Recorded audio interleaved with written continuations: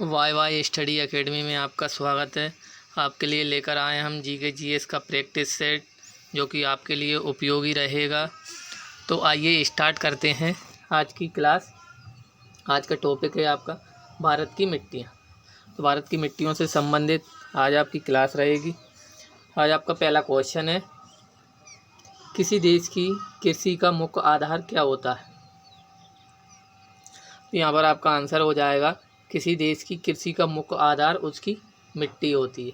जितनी अच्छी क्वालिटी की मिट्टी होगी उतनी ही अच्छी पैदावार होएगी, और जितनी अच्छी पैदावार होएगी उतना ही भारत उस देश का विकास होगा और उस देश की जीडीपी में वृद्धि होगी। अगला क्वेश्चन है, भारत में कितने प्रकार की मिट्टी पाई जाती है? यहाँ पर आपका आंसर हो जाएगा, भारत में कुल 8 प्रकार की मिट्टी पाई जाती है। अगला क्वेश्चन है, भारत की सबसे महत्वपूर्ण मिट्टी कौन सी है? तो यहाँ पर आपका आंसर हो जाएगा, भारत की सबसे महत्वपूर्ण मिट्टी आपकी जलोढ़ मिट्टी है, जो कि भारत के सबसे अधिक भूभाग पर पाई जाती है। अगला क्वेश्चन है, नवीन जलोढ़ मिट्टी को अन्य किस नाम से जाना जाता है? तो यहाँ पर आपका आंसर हो जाएगा, नवीन जलोढ़ मिट्टी को आप खादर के नाम से जानते हैं। और अगर आपसे पूछा जाए कि पुरानी जलोढ़ मिट्टी को किस नाम से जाना जाता है, तो दोस्तों आपका आंसर हो जाएगा, पुरानी जलोढ़ मिट्टी को वांगर कहते हैं। जलोढ़ मिट्टी वह होती है जो कि नदियों के द्वारा बहाव के साथ में अपने लाई जाती है और एक स्थान पर बिछा दी जाती है, और अगले साल जब बाढ़ आएगी तो वह नई जलोढ़ मिट्टी को साथ में लेकर आएगी। जलोढ़ मिट्टी को सबसे अधिक उपजाऊ वाली मिट्टी भी माना जाता है। किस मिट्टी में पोटास की मात्रा सबसे अधिक होती है? तो यहाँ पर आपका आंसर हो जाएगा, किस मिट्टी में पोटास की मात्रा अधिक होती है? जलोढ़ मिट्टी में। अगला क्वेश्चन है, काली मिट्टी का दूसरा नाम क्या है? तो यहाँ पर आपका आंसर हो जाएगा, काली मिट्टी का दूसरा नाम रेगुर मिट्टी है। अगला क्वेश्चन है, काली मिट्टी किस फसल के लिए सबसे अधिक उपयोगी होती है?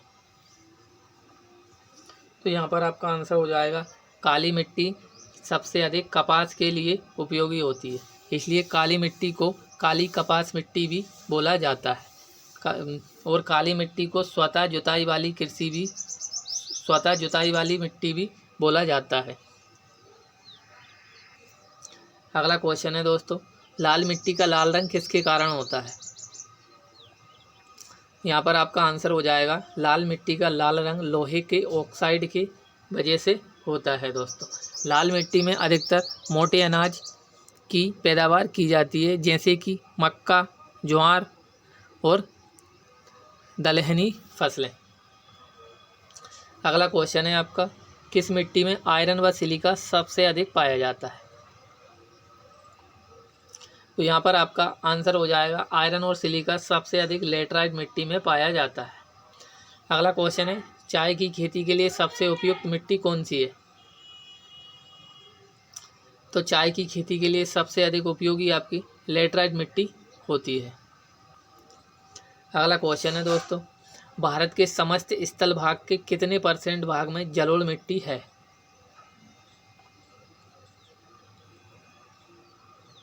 यहाँ पर आपका आंसर हो जाएगा, 24% भूभाग पर जलोढ़ मिट्टी पाई जाती है भारत के अंदर।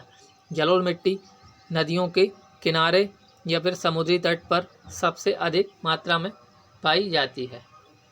अगला क्वेश्चन है, लावा के प्रवाह से किस मिट्टी का निर्माण होता है? यहाँ पर आपका आंसर हो जाएगा, लावा के प्रवाह से आपका काली मिट्टी का निर्माण होता है।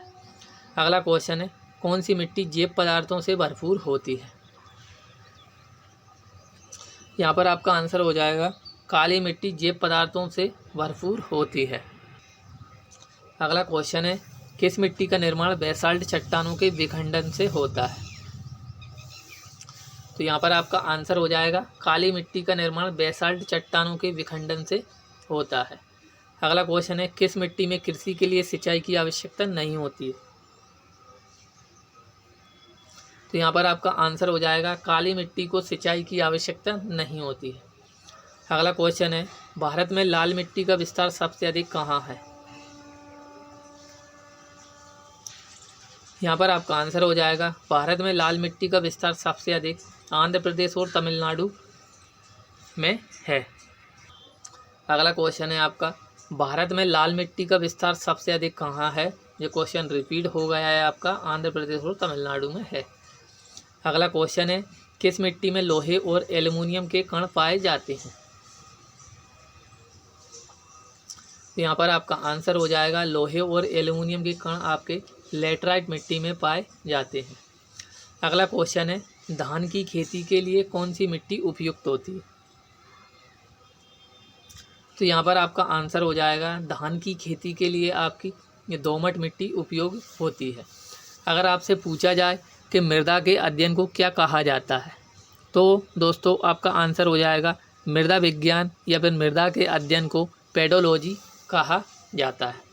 तो आपको ये हमारी टॉपिक वाइज क्लास कैसी लग रही है, प्लीज़ लाइक और कमेंट करके बताएं और हमारे चैनल को सब्सक्राइब करें। मिलते हैं दोस्तों अगली क्लास में। जय हिंद, जय भारत।